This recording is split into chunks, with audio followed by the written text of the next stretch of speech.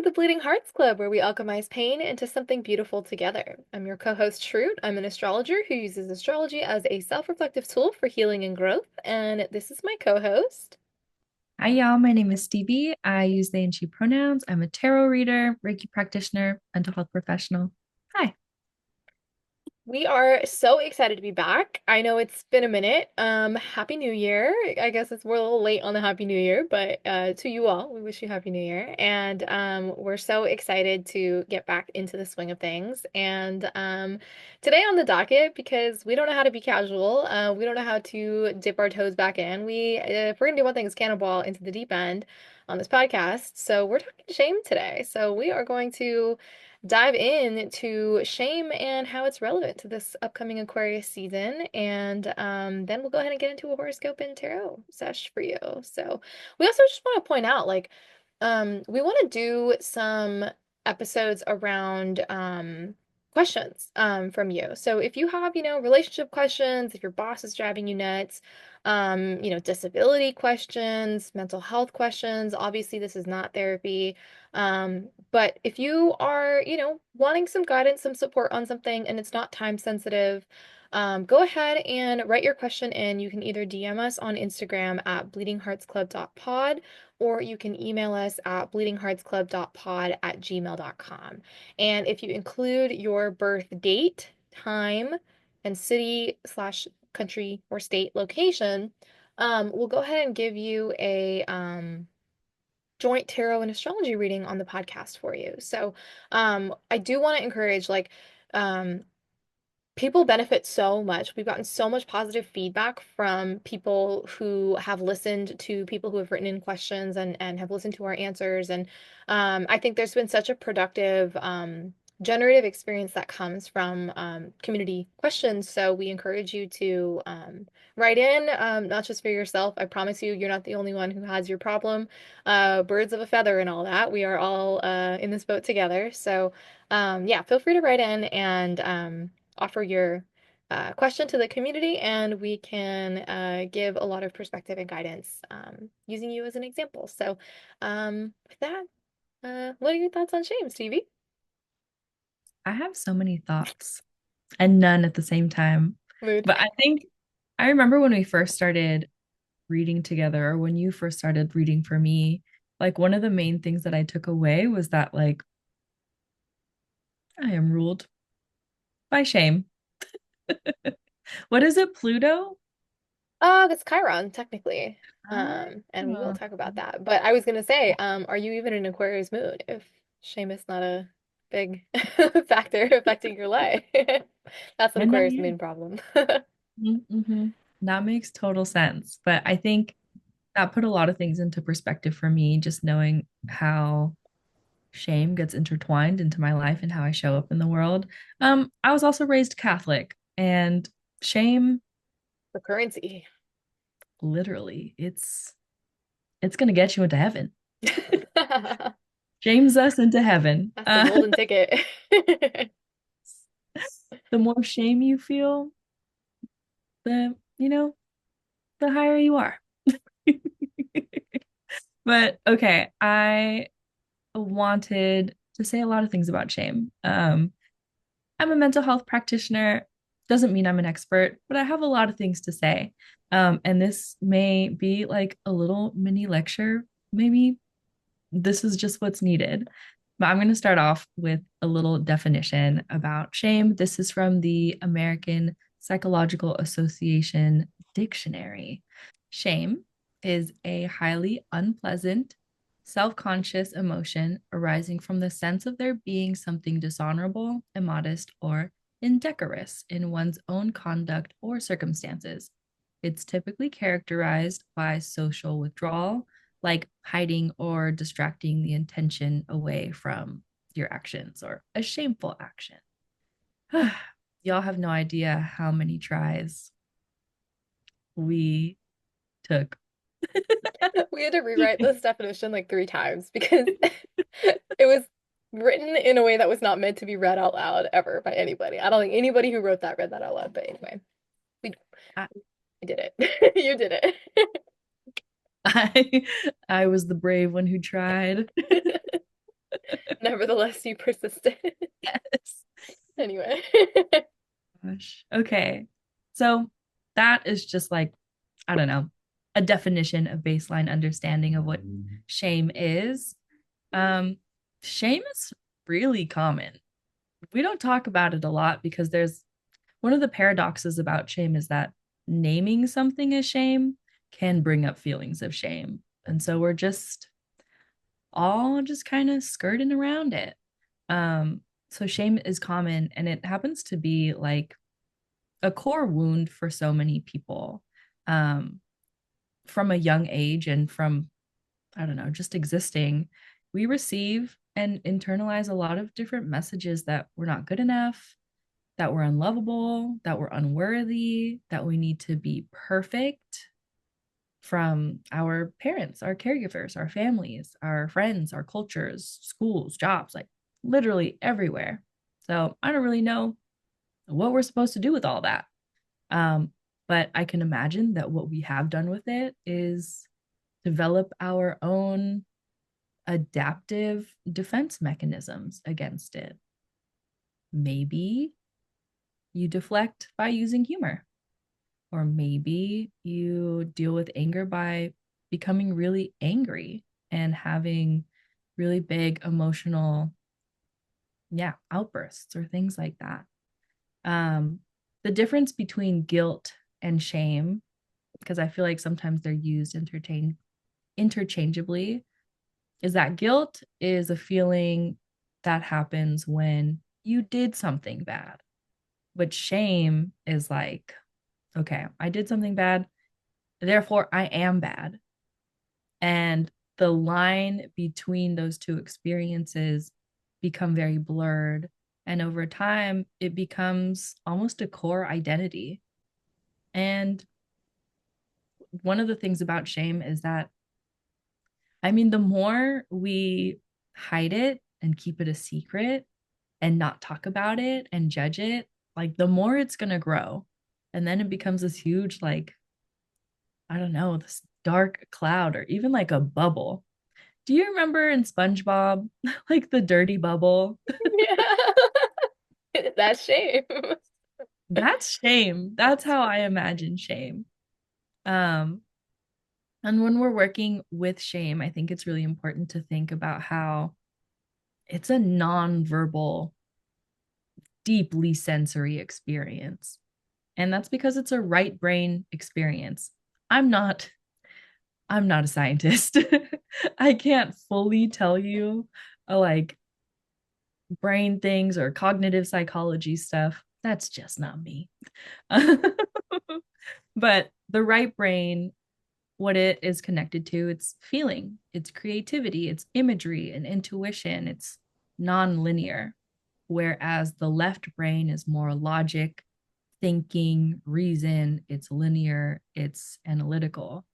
So we may have like a logical understanding, or we may be able to intellectualize, like, there is no reason for me to feel shame about this.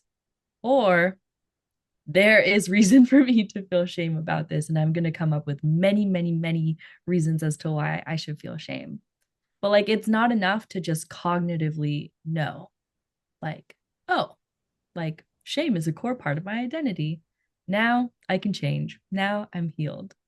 That's not how it works. If it were that easy, like we would not be having this conversation. It's right brain, it's nonverbal, like it something that you kind of have to like almost embody in reprogramming your relationship with shame or like healing from shame almost. Shame also lives in the implicit memory. So this is your unconscious memory.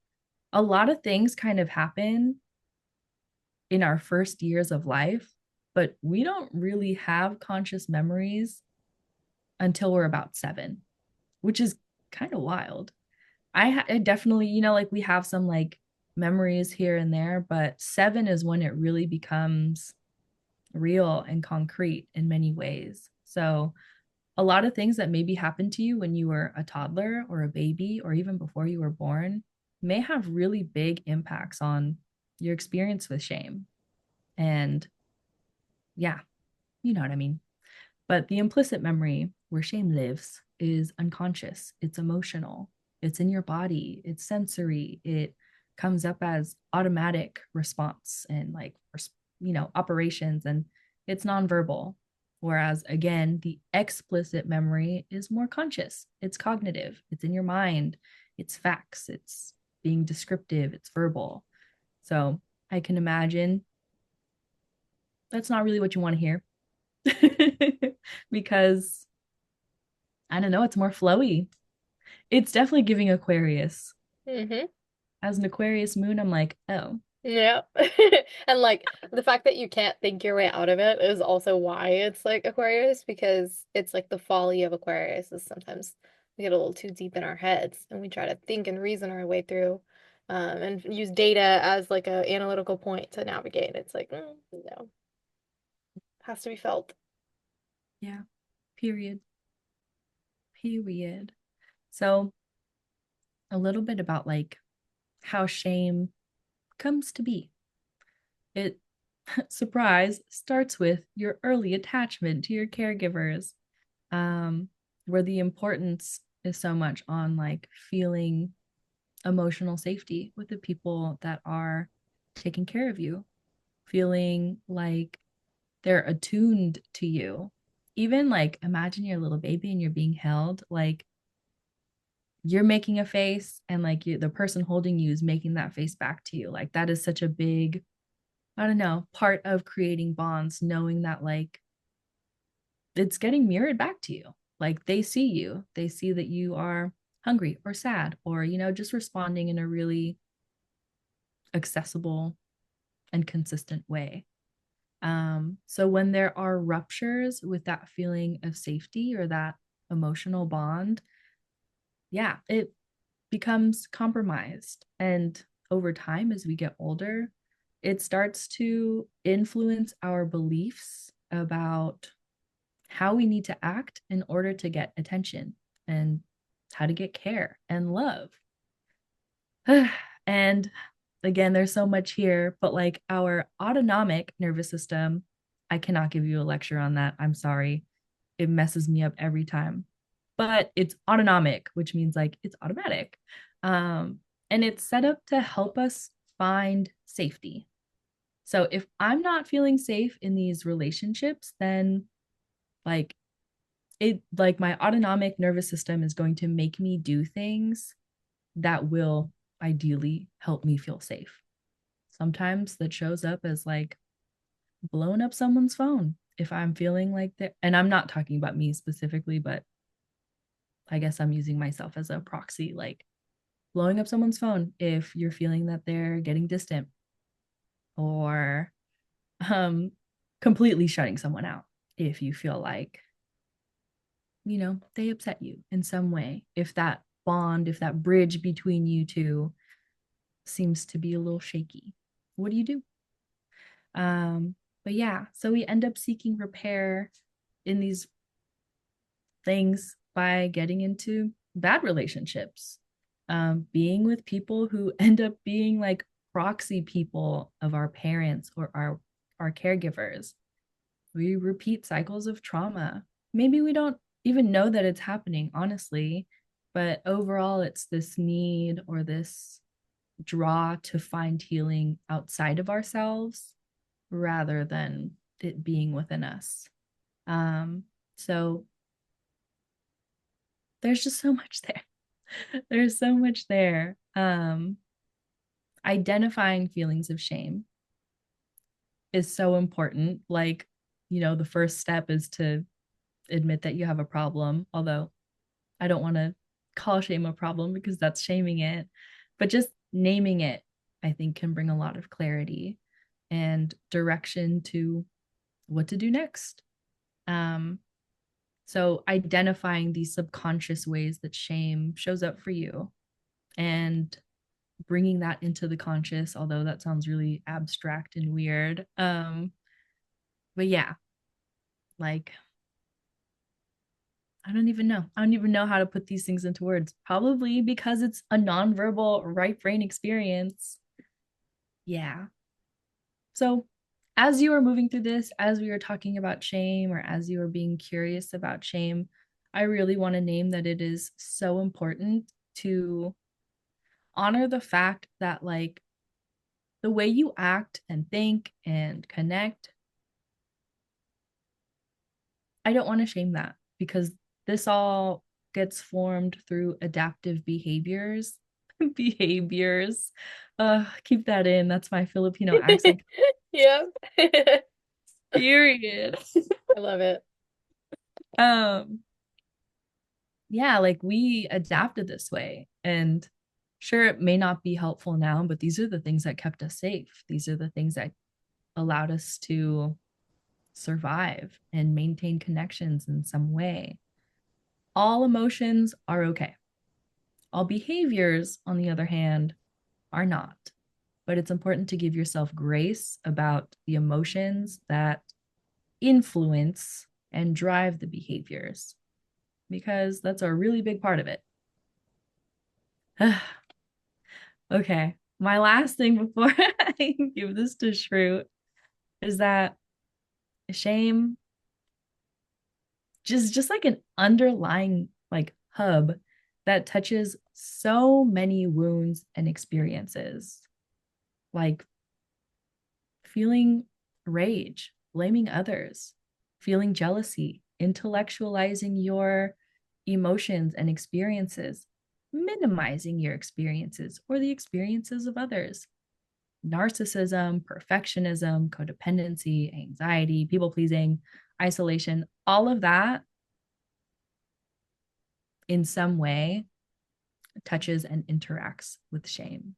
So it may be that many of the things that you do or feel may have some shame connected to it. Um, and before I hand this off to Shroot, I do want to name that a lot of the things that I'm talking about today are from one, a training and a book that I have gone through as a therapist. But the person who puts all this work together, I think her name is, one second. What's her name? Patty Ashley. Patti Ashley. Two first names as a whole name is always iconic, For but real. shout out to her for putting all of this together. Yeah, I really enjoy learning about shame. And all of this is kind of what I have learned from her, from these trainings. And I always just want to share what I learn as a therapist with y'all because I want to make information accessible. Okay, I've said so much. Shroot, please take it away. I love it. I actually really appreciated that because it's so interesting as an astrologer. I don't have any kind of mental health training. I was never formally exposed, other than being a recipient of mental health support. I was never exposed to like the practitioner side of it. So I love kind of seeing where my knowledge production around astrology, my engagement with astrology kind of lines up. And I feel like the way that I look at Chiron in astrology, I think lines up so perfectly with what you said. So I feel very validated and I feel very like relieved with my own, feelings of not enoughness, feelings of shame, of like who am I to be, producing knowledge on this kind of astrological topic without this kind of like, mental health background and I appreciate the confirmation that like, no, okay, what I have to offer is valuable. It's enough. Like, okay. So that's my Chiron wound in action. That's my struggle with shame in action. So I love the living example of it in the middle of talking about it. But um, in astrology, shame can be found in a couple different places, but I definitely like to start with Chiron. Chiron is a minor planet that has to do with I call it our feeling of not enoughness. It is traditionally associated with this concept of a masculine wound, but like in this house, we don't really gender astrology, so I call it an egoic wound. And it can kind of be experienced as like the voice in our head that's telling us that like what we're doing isn't enough, or what we have isn't enough, who we are isn't enough, and that we either need to be something, we need to do something, we need to acquire something in order to feel like we are enough. And what I think is so fascinating, and this is kind of what I came up with and contributed to the astrology field, is this notion that this voice in our head is shaped differently depending on our socioeconomic status, in our upbringing, from a global standpoint. So this is not just American centric. This is in the context of the whole world.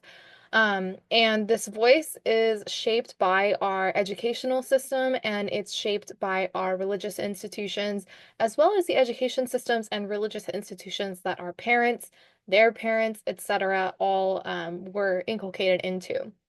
And so, which oftentimes, especially earlier, a lot of times, religious institutions and educational institutions are married. A lot of times people get education through religious institutions. So, um, that's no accident, especially in relation to this voice and this feeling of not enoughness. Because like Stevie had mentioned in the beginning, like Catholicism is a great example of shame being used as a currency, as a mechanism for, not to get too Aquarian, but as a mechanism for social control.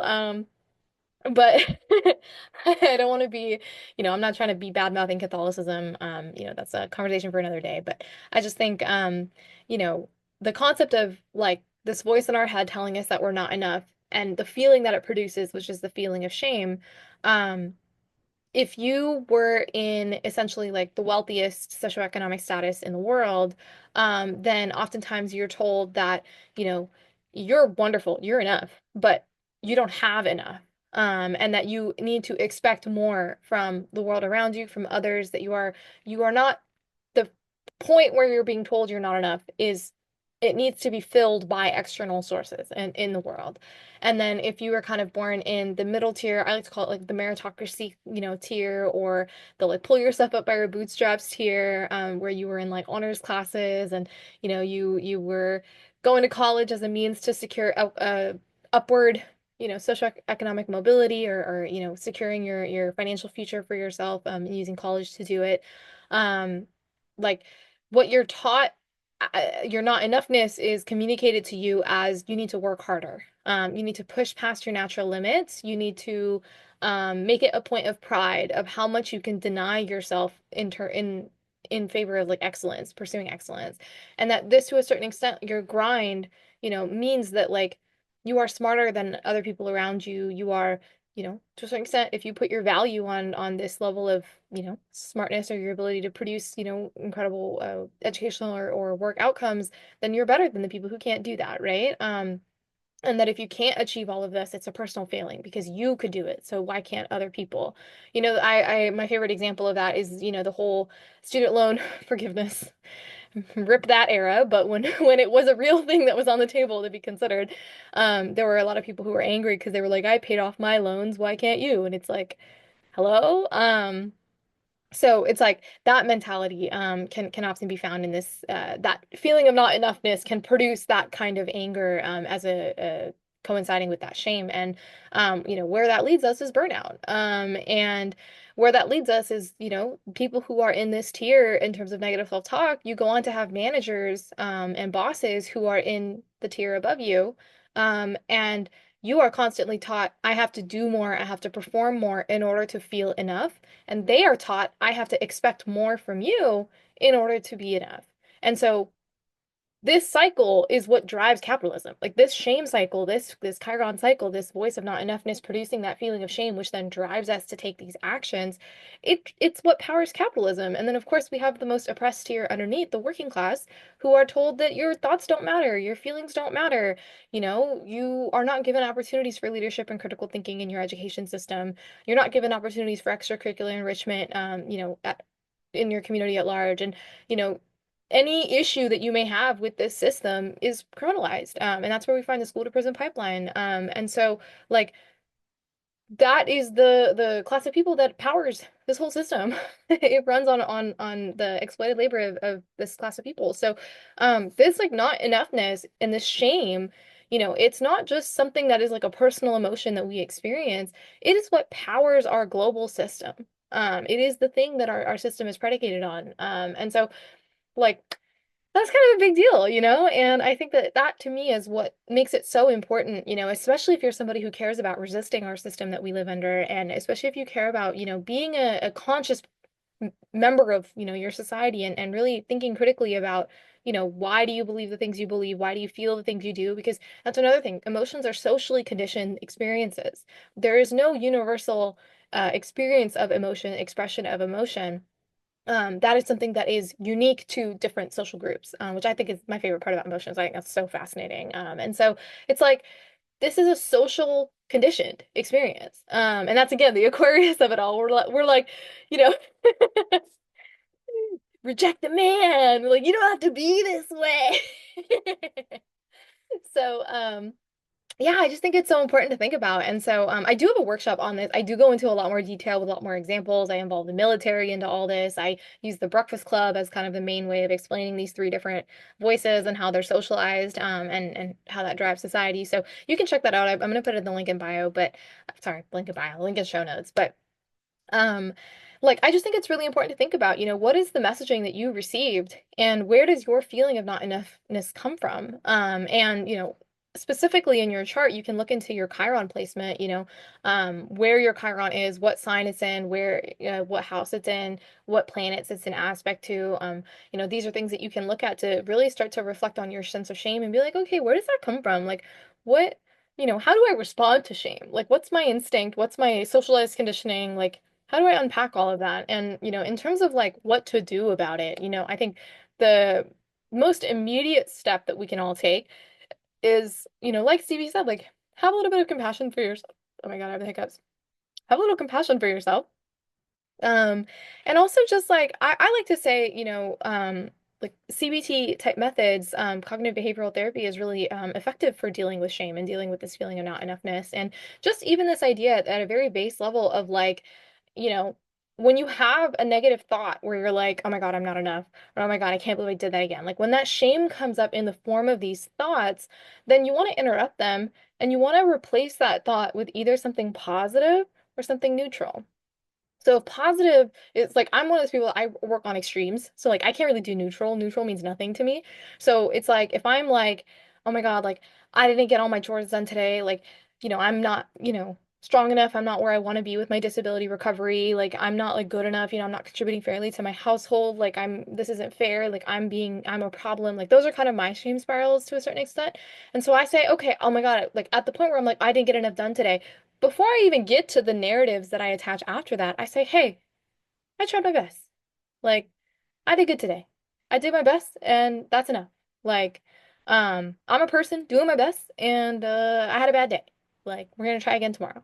And then for some people, I know positive is difficult. I know a lot of Geminis, very mercurial people. I know positive and Capricorn too.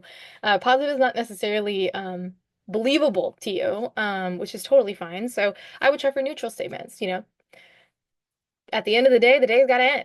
Like, it is what it is, Like, damn, that's crazy. Like, those are all kind of interrupting statements where you don't have to let this feeling of shame put your thoughts on this like runaway train that spirals and spirals and continues to take up so much of your space. You can just interrupt it, neutralize it with either a positive or a neutral statement, and then just move on with your life. And just kind of keep doing that as a practice. So I really encourage self-compassion. I really encourage patience with yourself around your negative self-talk and around your feelings of shame.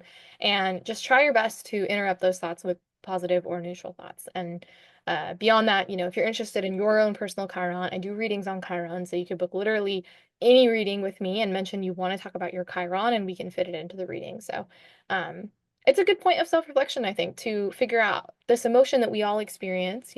What is your positionality? How have you been conditioned to experience it?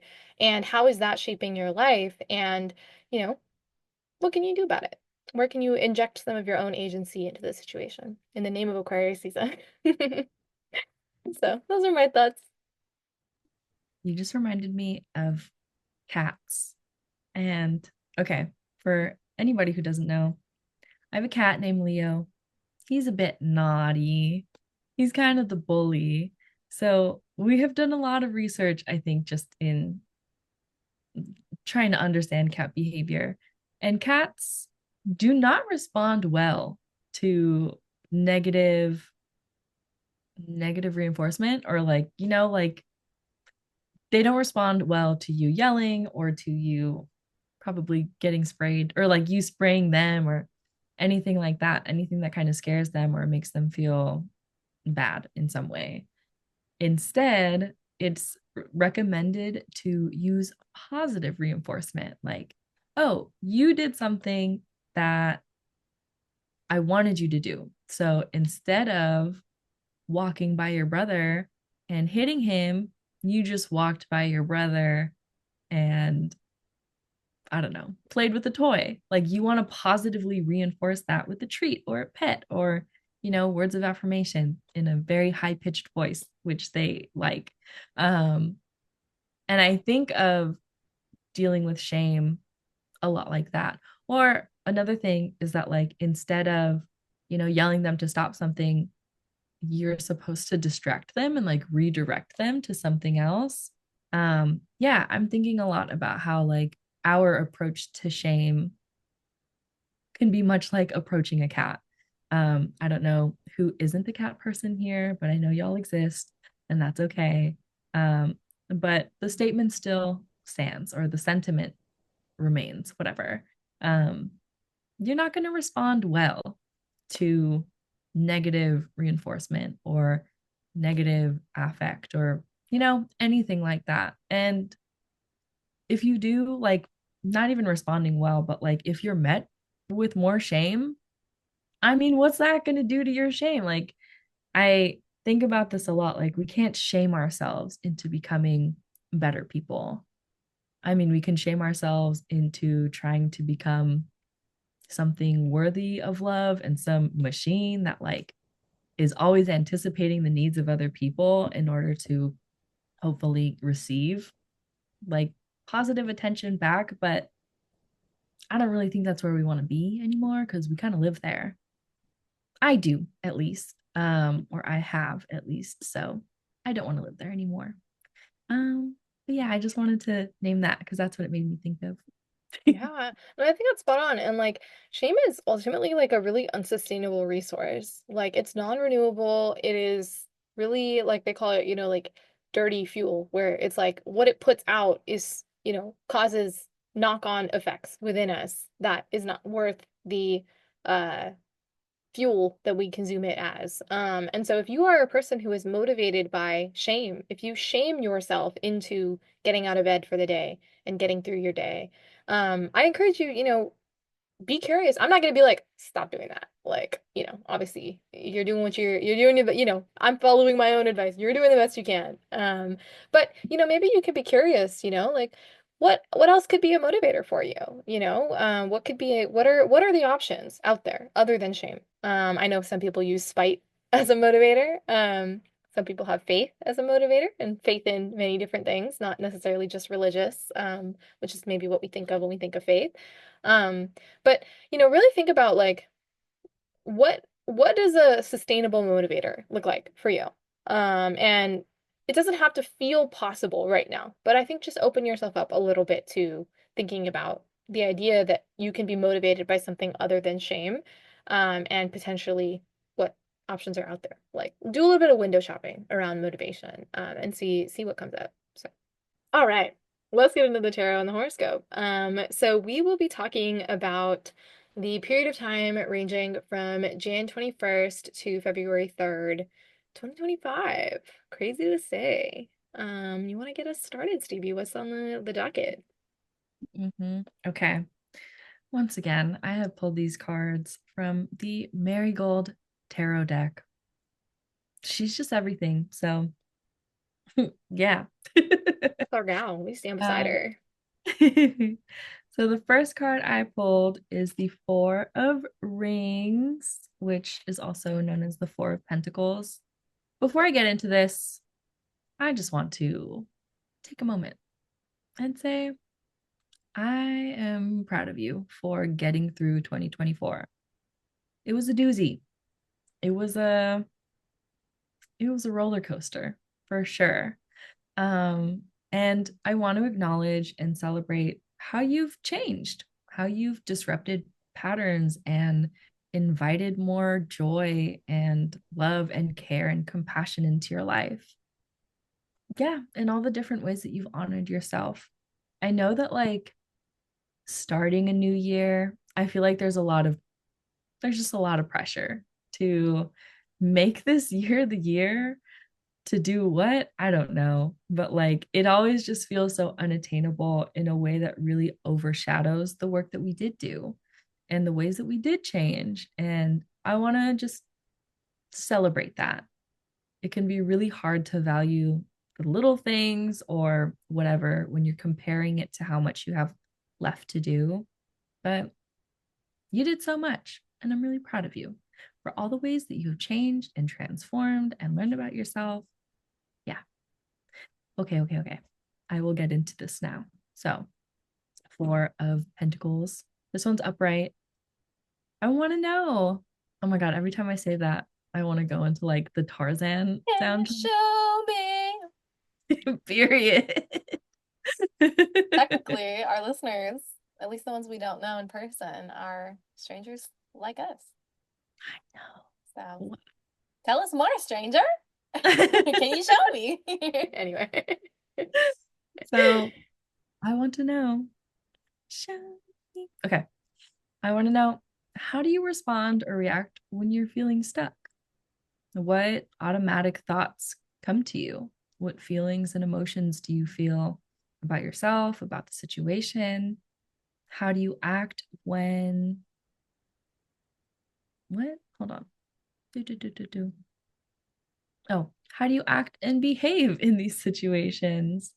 Do you become frustrated? Do you become more aggressive? Do you start blaming yourself or other people? Yeah, like I'm just curious. I think more than anything, I just want to name it, or I'm inviting you to name it. Notice that it's there.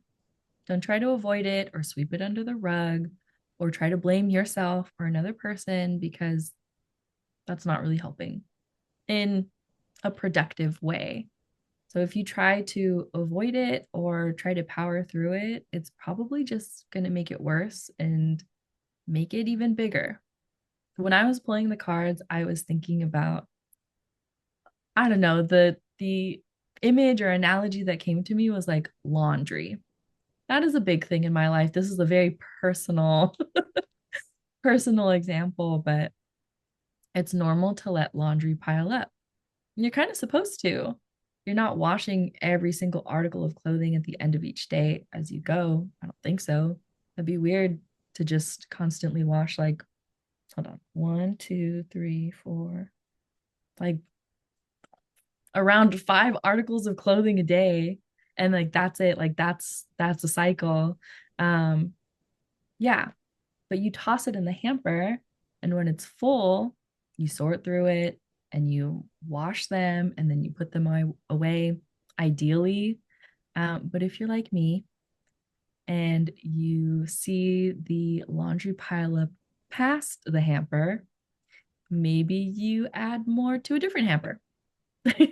Or maybe you put it on your depression chair in your room. And so on and so forth until you have this massive mountain of laundry to get through. And it feels like an insurmountable task because it kind of is. So think about shame or feeling stuck or whatever as laundry.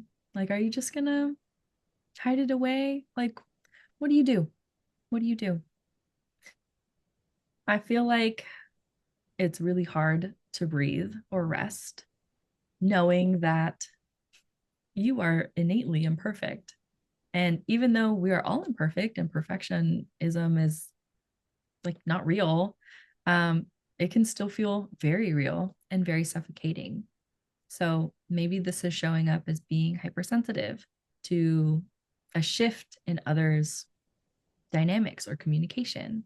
Maybe it's not wanting to give people a reason to be upset with you, or trying to control how others feel about you, or how your relationship dynamics are maintained. I don't know. There's so much that feels like a lot of pressure is being put on it, and a lot of pressure is being put on you to figure it out and change it. And any change to the system in general feels like a threat and becomes a whole other ordeal. So it's just kind of like this really big cycle um, that continues to happen as we avoid it or ignore it or sweep it under the rug. Um, Shroot said this earlier. I mean, we've said this a few times, but like the first step to take is to name it. Like, where do you feel stuck? Where do you feel shame? And maybe just leave it there for a little bit. Just be with the fact that, like, okay, these things are interacting with shame. These things are coming up for me. And just like expanding your awareness by zooming out a little bit and creating a buffer between a reaction and whatever the situation is. I also wanted to say that, like, when we let all this stuff kind of pile up and take over, we don't have too much space for joy and happiness and fulfillment because, like, we're just holding on too tight to these structures that we don't want to let go of. Again, change feels like a threat. Um, and when you're placing too much value on like a shame identity or this need to control or whatever is coming up from you, wherever you're feeling stuck, like I don't know, it's just so much. So, another question I want to know is like, what are you basing your self worth on? Is it being in a relationship?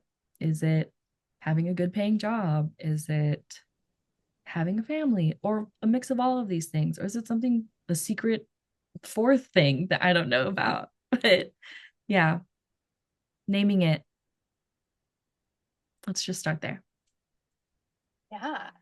Yeah. Yeah. The astrology of January has already been a lot. And the astrology of the next 2 weeks, especially just the rest of January, it continues to be a lot. I mean, we're just so active right now with there was a Mars Pluto opposition is how we began this year.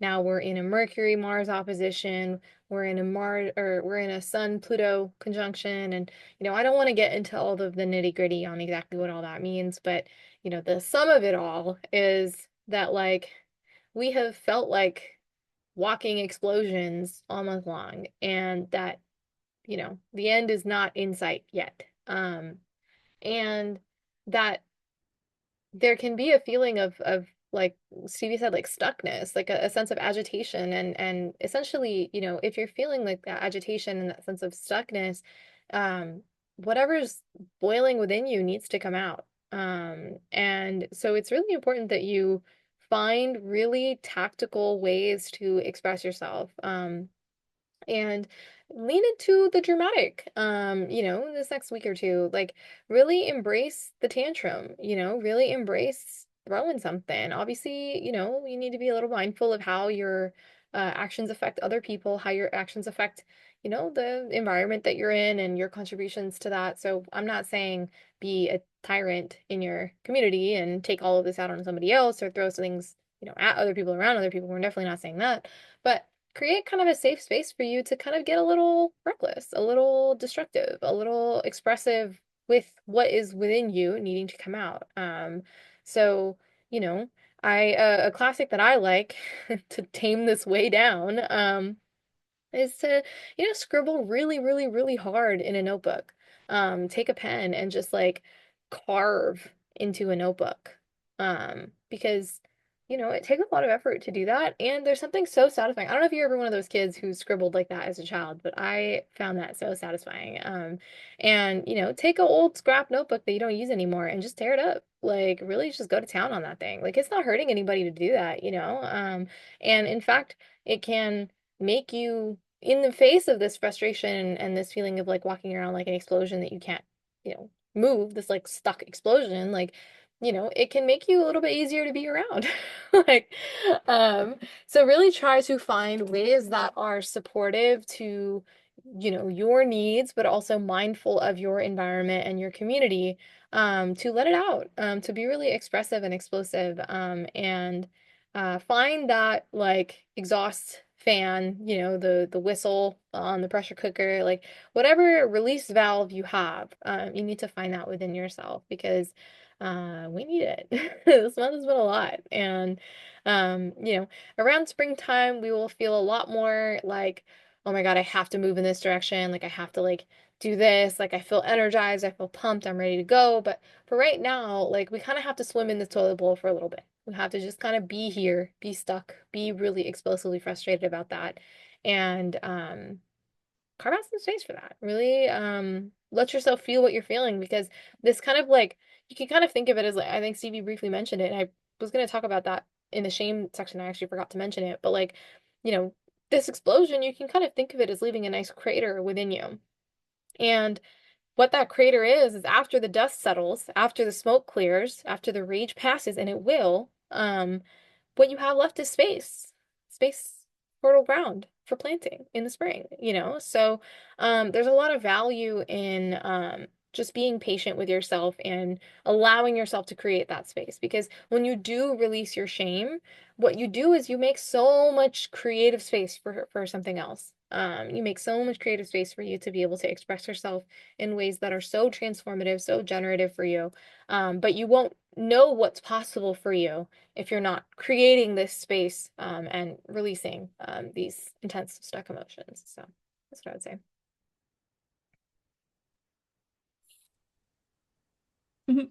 You can also use creativity to process and release shame. Just a reminder. And let go of the outcome of creating something that other people will find value in. Please. Or even have to see, like, Yeah. Mm-hmm. Mm-hmm.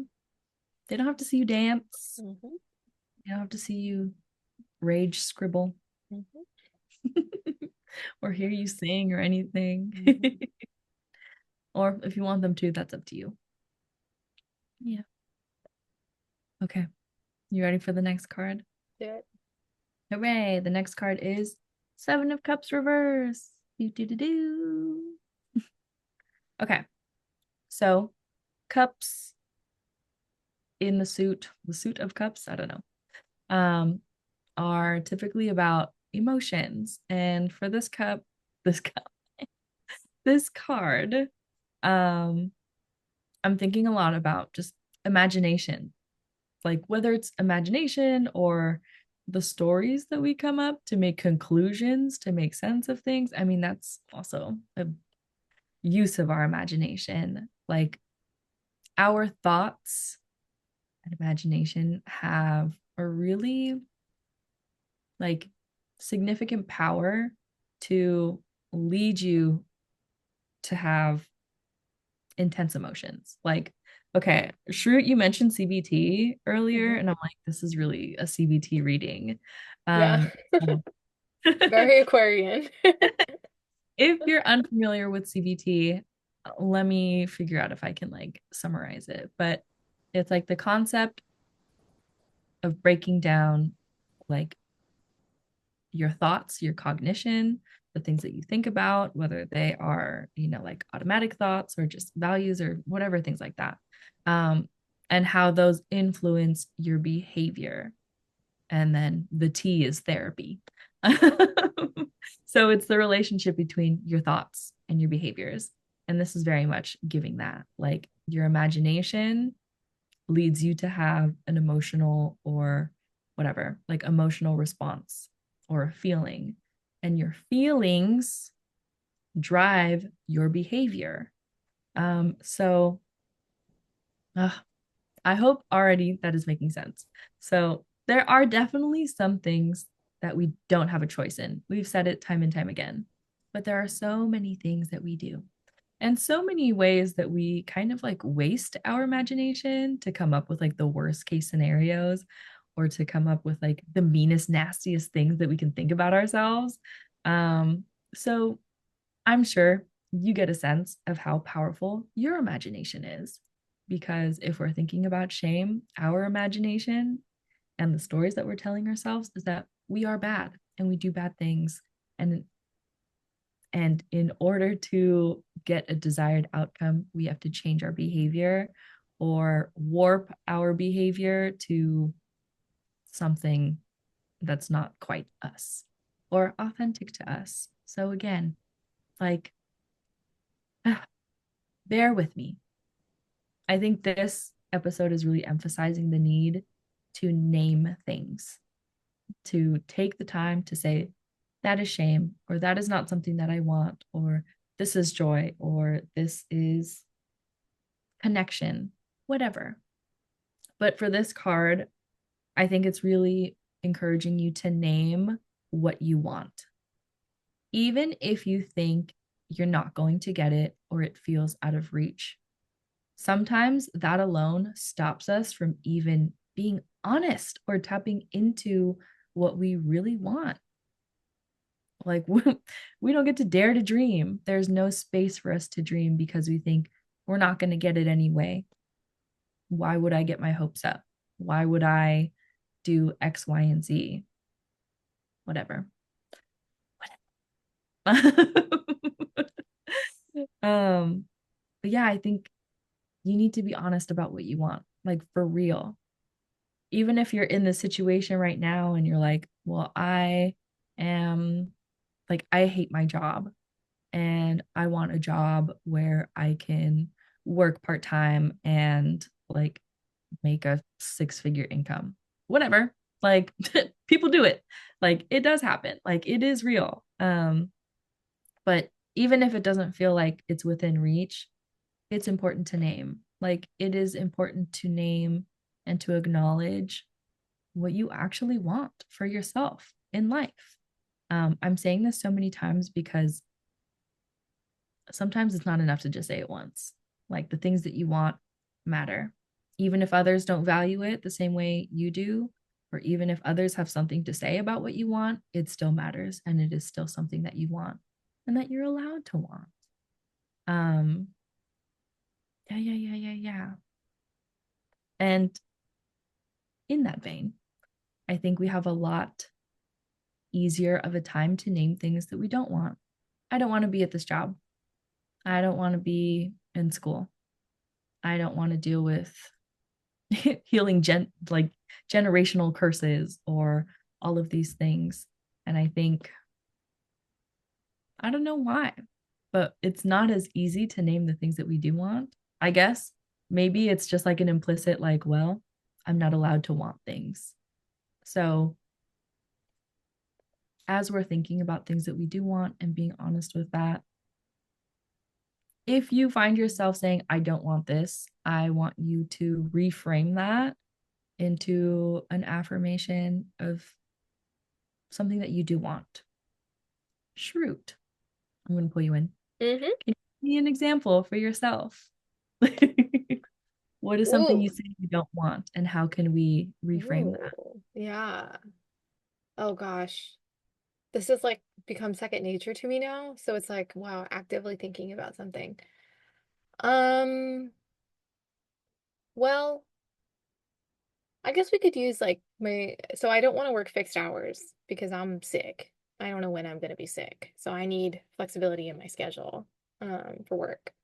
So yeah. So I guess I can tell you what I did to flip that because, I became bedridden at 20 years old that, oh, I don't want to work regular hours or I can't work regular hours. It's not feasible for me. It happened 10 years ago for me. And in my bed, I said, I need to find a job that is going to allow me to work from my bed and to work from any state of my physical capacity, which means no fixed hours. And I spun that into a positive by doing a ton of research, in my free time of like, what does remote jobs look like? What does remote work look like? How does it, function to be a freelancer? How does it, function to run my own small business? Like, these were all things that I was researching for years before I even found astrology. And, it was kind of like the same moment that I said, oh, I need to like seriously like get a job, but like I can't work fixed hours. That was when I realized that hey, I actually can do astrology professionally. And so it's kind of like I didn't know, I became an astrologer at 25 years old. At 20 years old, when I said I can't work regular hours, I didn't know that that was going to mean I was going to become an astrologer and that I was going to be successful for me. I was going to be able to feasibly make that happen. I just knew that I couldn't work fixed hours. But allowing myself to move in that direction of my dream and think from that perspective and research from that perspective and open myself up to that possibility, um, I got there in the end, it was just definitely I didn't expect to be an astrologer at all. When I was first like I can't work hours, I didn't even believe in astrology. And so um yeah, hopefully that was a good example of what you were talking about. Yeah, definitely, definitely. And I think a really important example of like using that to guide your actions. But what I'm hearing in terms of like reframing, like the I don't want to, I do want, it was I don't or can't like work a job with fixed hours and reframing that to I want a job with flexibility, Mm-hmm. accommodates my capacity Yep. on a day-to-day basis or a moment-to-moment basis, honestly. Literally. Yeah. Okay, y'all. I want you to do the same thing. This life is like choose your own adventure. And that also means making choices that other people probably wouldn't. I know a little something about that. Literally I Shroot. was in school for international policy. I wanted to be a lobbyist for like environmental indigenous rights, economically around the world. Like that was what I was trying to do for a living. And um, I went against that conventional path and accommodated myself instead. And Period. many of my clients are indigenous. Many of my clients work directly involved in the environment. And um, I am still working in that realm. It's just I'm in a supportive capacity because I'm supporting myself by supporting other people. So I feel Period. like I got there in the end. I just took a very unconventional route. So be open to that. This is a great, great time to be open to that. Ooh, thank you for that. Yeah, use your intuition, use your inner wisdom to guide you. If you're having trouble deciding, think about what you want in the long term. Like, don't just think about the next year or think about the next year, of course, but as you're thinking about, like, where do I want to go in life? What do I want to embody? What do I want to experience? Think about like 5, 10 years from now. If you are in a relationship that you feel stuck in or a job that you feel stuck in, like maybe you could white knuckle through it for another year, but like, do you want to deal with this like 10 years from now? Like, imagine 10 more years of this. Is that what you want? I don't think so. Think about it that way because I think we can always, I guess, kind of like make it through 6 months or a year. But in doing so, it puts us on an easier path to deal with it for many, many, many more years, for decades. Yeah. Yeah, yeah, yeah. So, as you're listening to this episode, what specific situation or feeling are you thinking of and kind of tracking along with? Um, Take this thing, like whatever you are thinking of that's coming to mind, and I want you to use it for a thought experiment. First, identify the situation. What is it? What are you thinking of? And then I want you to think about 3 outcomes that represent the best case scenario, period, and use that imagination, use your imagination to carry you through what it looks like, what it feels like, what changes, and what stays the same. Like if your life were completely different when you wake up tomorrow, what would that be like? And really immerse yourself in that. Use your imagination because I know you can, and I know you do. So use it for something good. We're wired to always think about and brace ourselves for the worst case scenario. Duh. Like that's how our nervous system and survival skills keep us alive and keep us safe or try to. But this also keeps us stuck and it leads us to continue acting from a place of fear or resistance. And the function makes sense and we honor that, and it's not serving us anymore. So we got to make the space to do something different and do something new. Okay. That's that card. I love it. I wanted to follow through with your exercise with my example, just to give kind of like an example of what that looks like in practice, because that is actually exactly what I did when I was 20. So, okay, we know, all right, I can't work regular fixed hours. We flipped that to I need to find a job or build a job that accommodates my fluctuating needs. Um, from there, my three outcomes that I had come up with were one, video editor, remote video editor, two, copywriter. And then three, I was like, I just want to run a business where I help people. I was like, I don't know how. I don't know what that means and what that's gonna look like. But that's what I really want. That was kind of the one that was like those first two were like more practical with the skill sets that I had and the work experience that I had. But that third one was just it's been a calling from my childhood. You know, I've always just all I ever wanted was to run my own business where I helped people. And um like I had no clue. You know, the other first two, it was like, okay, I had a clear path of how to make that happen. And that's what I actually did from 20 to 25 was I was a video editor and a copywriter and a marketer. But you know, I had this dream and you know, astrology kind of I backed into it. It was something that happened by accident. I was doing it for fun, as a way to take a load off how stressful school was with the international, environmental, indigenous degradation of it all. It was so stressful. So I was just reading people's charts for fun, and I had just my one of my best friends be like, "Hey, can I pay you for this? You kind of changed my life with this reading." And I was like, huh, what if I just went for it, you know? And so like creating that space when I was 20 years old, when I tell you I was literally 95 pounds and I'm 5'6.5", like 95 pounds is a very terrifying weight to be when you're tall. So it was harrowing. I was literally skin and bones. I lost every single muscle in my body. It atrophied because I was bedridden. I couldn't stand up straight without hunching over in excruciating pain. When I tell you it was really truly excruciating, I was on like they had given me the most, high shelf pain meds for it. And that wasn't helping. So, like, my situation was so bleak. Like, when I tell you the idea that anything could be possible for me at all, I had no reason to believe that. I had no hope, no avenues of opportunity, no avenues of fixing this, no support even. I didn't have anybody helping me figure out how to make this happen for myself. What I had was doctors and adults who were responsible for me denying that there was anything even wrong in the first place. And so, like, all of what I was able to accomplish after that came from me naming my reality, flipping it into something positive, and really thinking about like what do I desire? What do I actually want, you know? And just moving in that direction with an open mind and an open heart and just seeing what comes from that and following my intuition. So I just wanted to kind of give myself as an example because I am like an embodiment of I'm the walking embodiment of this this whole tarot scope.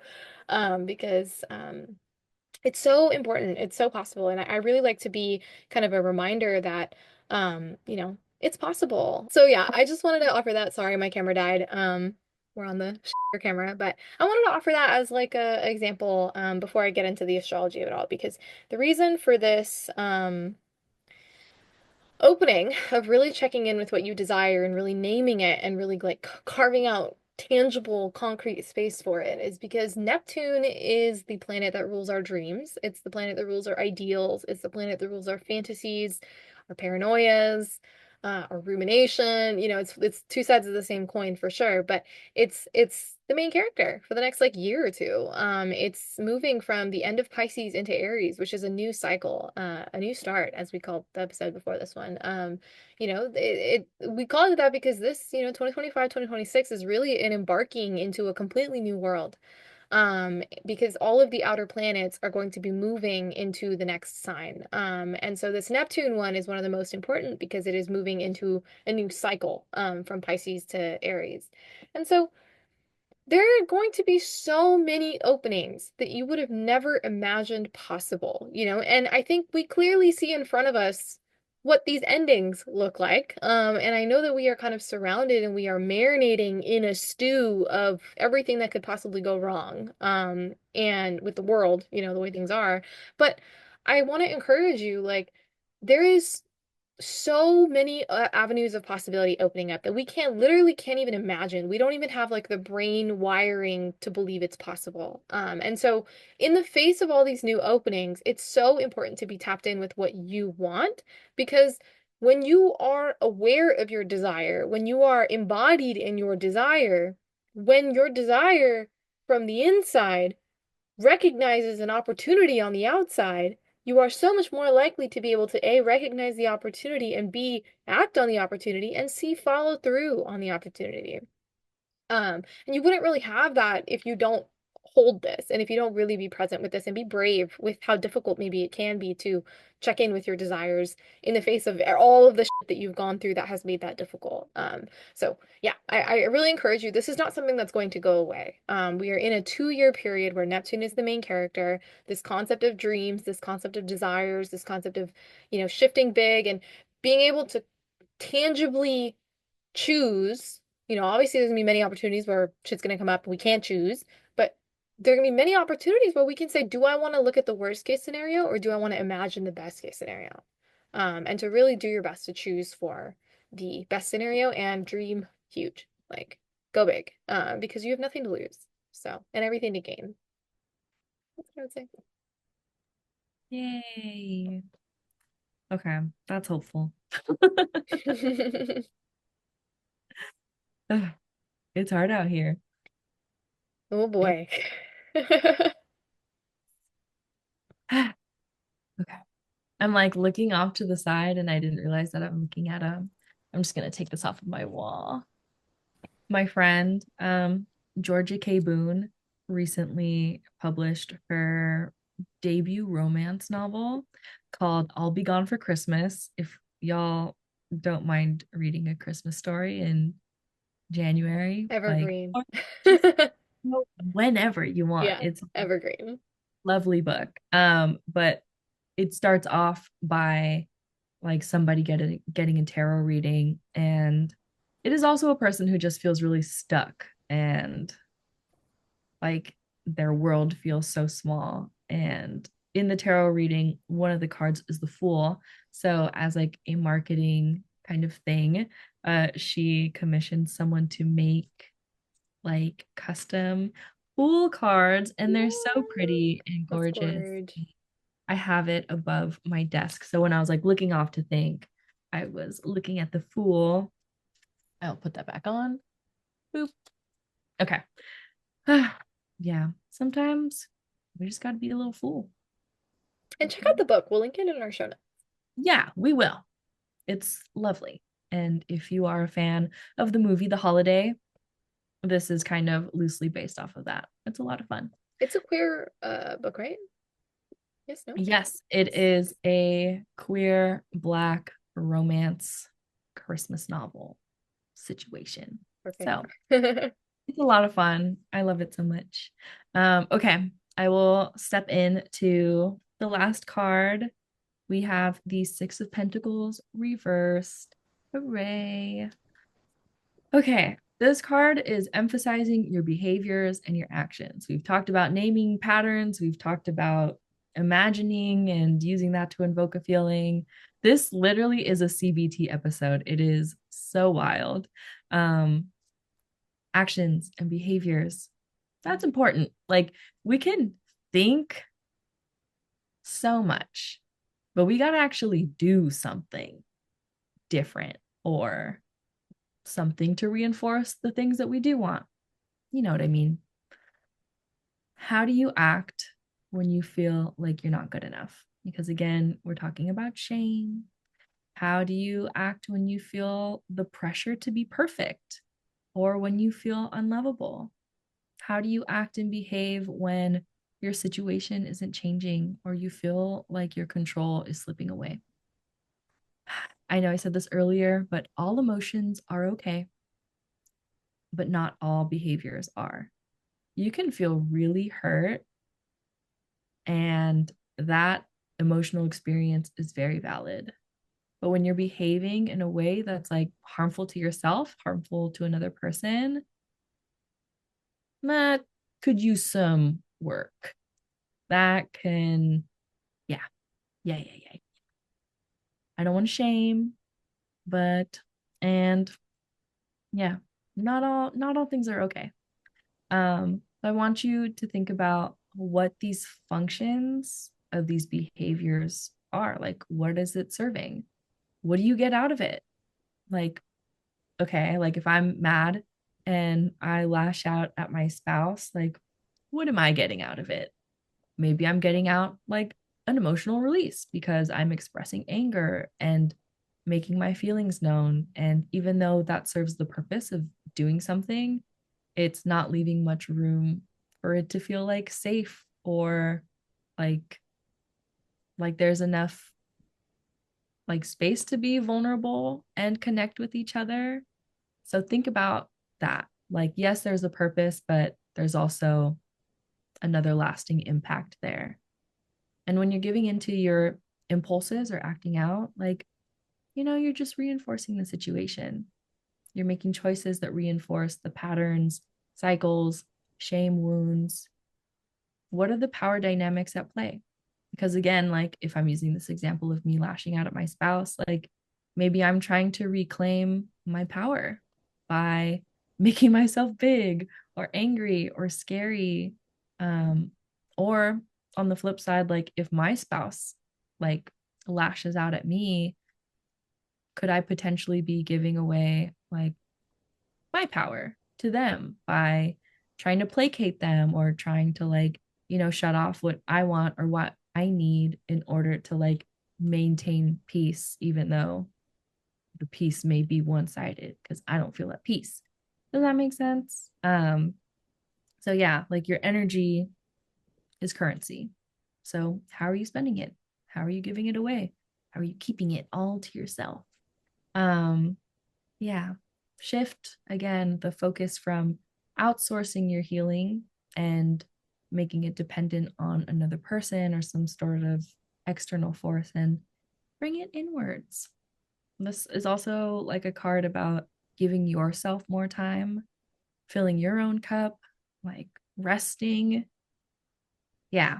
I know, like, in comparison to the other cards, this is a bit shorter, but we've said this so many times.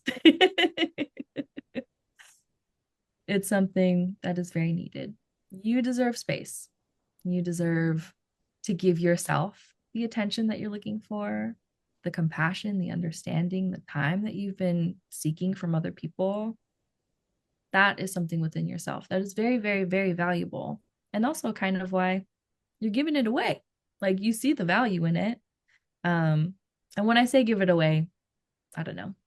I'm always worried. Maybe it's my shame, shaming me for the way that I talk or present information. So there's much to learn here. I'm an expert in feeling shame, but not an expert in talking about it. So I'm going to hand it off to you, Shroot. Yeah. No, oh my God, this was totally brought up a really important transit that's happening at the latter half of this 2 week period. So the kind of end of January into early February, where Mars is retrograding and it is square exactly Chiron in the sky. So Mars in Cancer is square Chiron in the sky. So what that kind of means is like if we're walking around in January with that explosive feeling, it's got nowhere to go. Now add the shame spirals on top of it. Um, you're ready to blow by the end of January if you haven't diffused this bomb, essentially. So, you know, what can you do to de-escalate yourself? And not just that, but like as like Aquarius energy, like, kicking off Aquarius season, like we're past the holiday, chaos. We are past the burnt out, also hyper energized. I got to do all my resolutions. It's the new year. I have all these expectations for myself. Like, we're kind of past all that. Like, and a lot of times I think people spend Aquarius season in a state of like frazzled, numbed out disassociation. And so this Aquarius season is not like the others because this Aquarius season, there's all these explosive changes happening. So it's for the first half of it, I should say. But like, you're not really going to have the opportunity to check out. Your transits are going to be like, check in. Hello. Um, come back. And so it's kind of like, you know, if your usual strategy is to check out, I encourage you to check in, but like do so in a way that is like relax. Like do something soothing for yourself, take some time alone, but not to shame spiral, rather to do something nourishing and supportive for you. Maybe cook something that's really like a meal that you really connect to and love, or go on a little adventure date by yourself and go to a bookstore or whatever. Like just like try to do something that is just for you. That is you doing something of care and act of care just for yourself in the middle of all of this intensity. And really just try your best to be mindful of, what do you need? How can you best, find that pressure valve? How can you best you know, support yourself so that you're not taking it out on other people. Because yes, the likelihood of that is super, super high in this 2 week period. So, do your best to just be patient with yourself, patient with others, and you need to take actual, tangible action to find that release valve and release it. Do your best to create that space because there's just so many activating transits that are encouraging you to create space. Use this big balloon, this big volcano to crater a part of you that then creates space for in the spring fertile stuff to be planted. So, um, yeah, that's what I would say. I'll leave it there. We did it. We did. Any Healed. last thoughts? I know we're perfect. Shame cured. You heard it here first. Um, yeah, No any final? thoughts. Okay. Mm-mm. All right. Well, welcome back to a new year. We are excited to be, embracing these years that don't start, no, they start coming and they don't stop coming, together. So yeah, please feel free to reach out to us, share your thoughts with us on Instagram or via our email. You can find the links to do that all in our show notes. You can find the links to follow us, to book readings with us. If you want to book a joint reading with us, we really encourage that. It's basically a joint tarot and astrology reading, similar to how we do these tarot horoscopes on the podcast, but it will be purely for your chart and what's going on in the season of your life and how best you can bring a candle into the dark with you and shine a little bit of light, and give you some tangible and tailored strategies to support you in the season that you're in right now. So that's called Dance with Datura. You can find the link for that in our bio as well. And see you next time. See you next Tuesday. Yay! Bye!